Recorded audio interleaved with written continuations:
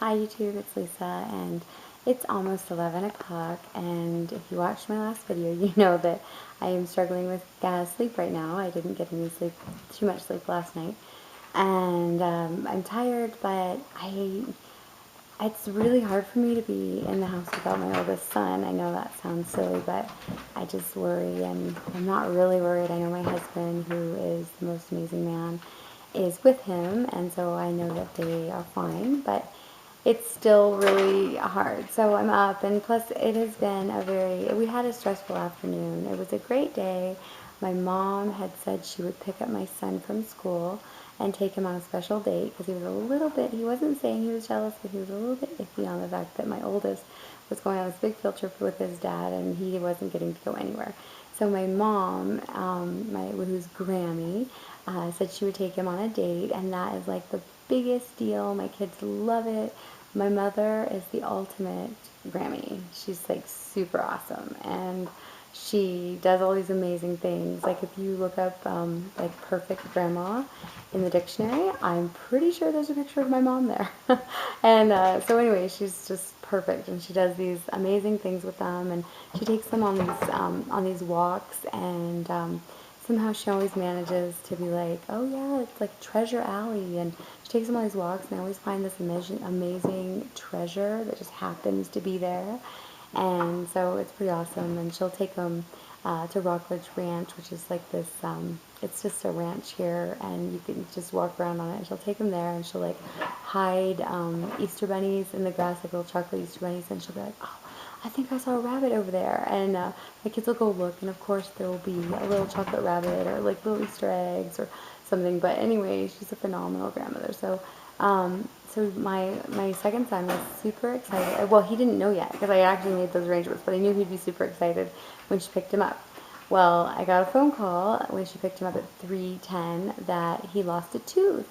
And I was like, oh, congratulations, you lost a tooth, that's exciting. And then I was like, which tooth was it? And he said, my silver tooth. And that was the tooth that he just had a huge amount of dental work on the root because of an abscess about 10 days ago. So I was like, oh, that tooth. So I called the dentist, and the dentist was like, we can get you in at 4:30. But by now, my mom's already picked him up. He's across town. I was like, okay, I think I can get there by 4:30. So I load up my little ones. We drive across town to get him. I realized that we're in bad traffic. So I call the dentist and I say, can we get, I don't think we can make it by 4:30. Is 4:40 going to be too much of a problem? And they said no. So we get to the dentist. My youngest one has fallen asleep in the car.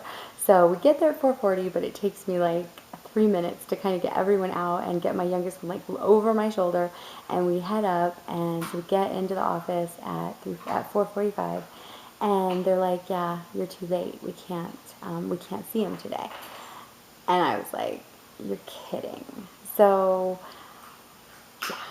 So then they said the only thing we have is at 8 o'clock tomorrow, and I said, well, I really hate for him to miss more school because he missed for this, and do you have any other appointments? And they said no, and basically they said that if we didn't take the 8 o'clock tomorrow, it would be 6 weeks, and at which point I realized that yes, we were going to take the 8 o'clock tomorrow because I do want this fixed, but that we were switching dentists. And seriously, it totally raised my blood pressure, and I'm usually a pretty forgiving person because I am a total dork and I make mistakes all the time. But I wasn't forgiving on this because I was like, you would let a child with like a hollowed out tooth that's hollowed out to the root, go 6 weeks? Yeah, we need to change dentists. So anyway, okay, that's a dumb story. It's not a dumb story, but it's kind of why it kind of just raised my blood pressure and made me go, I'm just annoyed. And anyway, but yeah, I was just venting about the dentist. But what I really was going to tell you that is exciting and not annoying is that I touched on it a little bit in my video yesterday. But I last night when I was putting dishes away and doing laundry and trying to get my son packed and everything, I was just like going through videos on YouTube, and I don't even remember what I typed in because it wasn't for this at all, and it just kind of came up as recommended, and I watched it, and there was this video about reversing aging, and it was that is our cat that has cancer, you see in the back, and he's on this experimental drug and doing amazing, so it's pretty neat. But anyway, so I watched this video, and it was, and it really wasn't rocket science, but they had taken these people anywhere from 30 to 50, their late 30s to late 50s, and they had done all these lifestyle changes, but the lifestyle changes were pretty basic, and the thing is, they were kind of along the lines of what I'm doing now, but but with a little different twist. So right now I'm doing the insulin resistance, so like basically very low carb and high protein, which is really difficult because I'm a vegetarian, which makes me often go high in fats.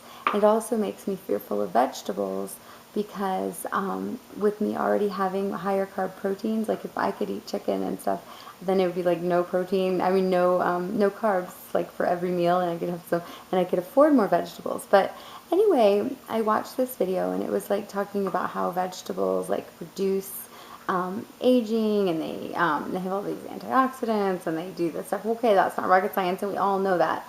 But when they actually kind of broke it down and how it reverses aging, excuse me, and it really made me realize like how important that is, and how basically since I've been on this insulin resistance diet, I have lost 12 pounds, so technically I should be feeling crazy healthy, right? But I'm not. I'm feeling like crap.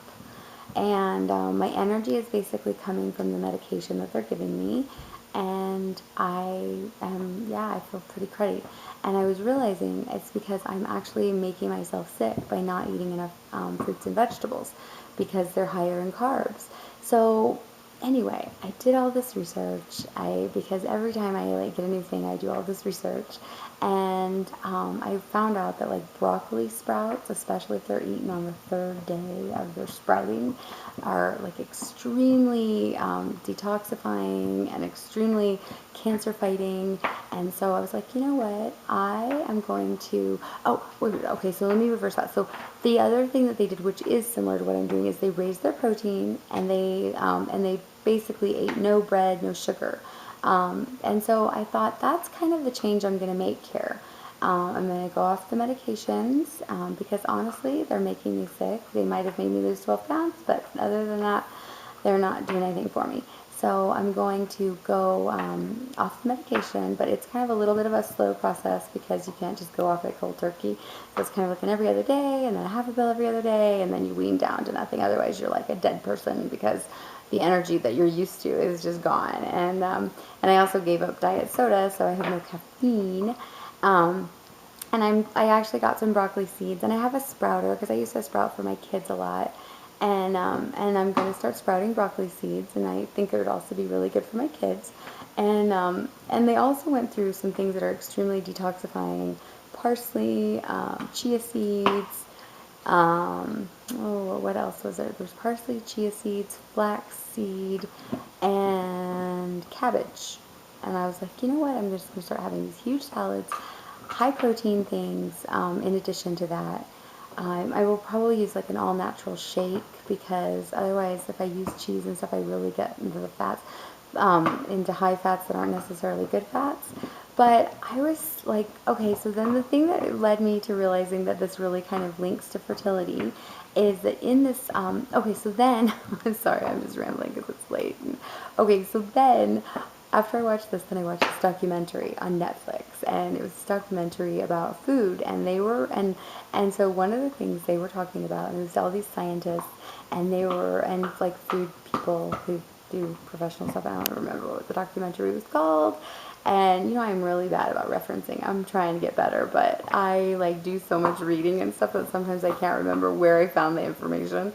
But my friend had told me that Netflix has really good documentaries, so I was like, oh, okay, so I'll like watch a documentary, and I happened to see that one, and I clicked on it, and but the thing that kind of is the bottom line here is I did a video of like a week or two ago about using your skin to kind of predict your fertility, and it was just something I had been thinking of because I was like, if you're treating your skin, I noticed that when I drink diet soda, my skin is not full.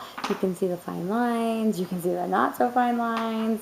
You know, and you just, and I don't usually, I wear makeup when I go to church and stuff, and when I go somewhere, but I really don't wear a lot of makeup during the day, and so my skin is a huge reflection, and and so it was just something that had occurred to me that, like, if your skin looks shriveled, your eggs probably look shriveled. And if your skin isn't glowing and it's dull and flat, your eggs are probably dull and flat. And it just kind of occurred to me. So that was kind of the whole part of that video. Well, interestingly, in this Netflix documentary, they talked about how like the vitality and the condition of your skin, why people are attracted to that is basically like an embedded genetic survival thing, that like people are going to look for that healthy glowing skin because they want because we're genetically predisposed to wanting to have a healthy person to continue our species, like to mate with, to have babies with. And I was like, oh my gosh, that totally ties into my theory about skin. So the bottom line here is that I am going off the medication, and I am no longer going to be afraid of fruits and vegetables. And that's basically my whole thing, is just going to pretty much be high protein, no grains, no sugars. But carbs from fruits and vegetables are going to be fine because those are the antioxidants. And honestly, I look sick since I've given them up, and my skin is dull and flat, and I would even say that my personality is a little bit dull and flat because I just don't feel good. So, and since I am going to be trying to conceive next month, actually just a couple days away because I am due for my next period in just a couple days, and I am a little nervous that we might have cut it close. I mean, I know it sounds weird to be like thinking, oh my gosh, please don't let me be pregnant, but I've been on this medication and stuff. I don't want to be pregnant, but I was using ovulation predictors to pretty much predict so I could be like, so number one, I could be in tune with my cycle, and number two, I would know for a fact that I wasn't ovulating when we were having unprotected sex. So, and then this last time, I felt like when I took out an ovulation predictor, I was like, oh, that was a little sooner than I expected. So I am a little nervous. I don't think I'm pregnant. I don't feel pregnant, and I'm pretty experienced with being pregnant. So I don't think I'm pregnant, but I am just kind of a little nervous because of all the crap that I'm on. But I'm going to be TTC next month, and I'm also, so like starting today, I just started with the, my light just went off. There we go. Starting today, I like just started with the fruits and vegetables, and I'm hoping to see a change in my body and my skin and my attitude in the next couple days. And I will let you know how my broccoli seeds are going. I'm going to put the water on them tomorrow, and then in 3 days, I'm hoping that they will be salad ready. So I will let you guys know how it's going. So, all right, have a great night, YouTube.